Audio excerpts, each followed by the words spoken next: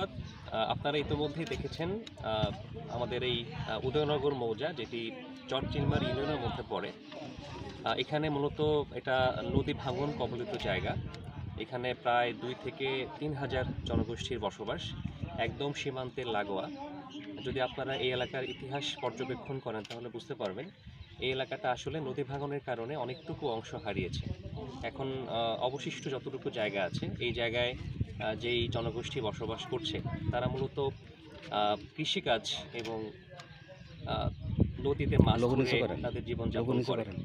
তো গত কয়েক মাস ধরেই এখানে একটা অংশ, যেহেতু সীমান্তের খুব লাগোয়া, আমাদের ভারতীয় যে সীমান্ত এখানে রয়েছে যেখানে কাঁটাতারের বেড়া নেই, তো এখানে এক ধরনের প্রবণতা কাজ করে, মাদক পাচার চোরাচালানের প্রবণতা কাজ করে।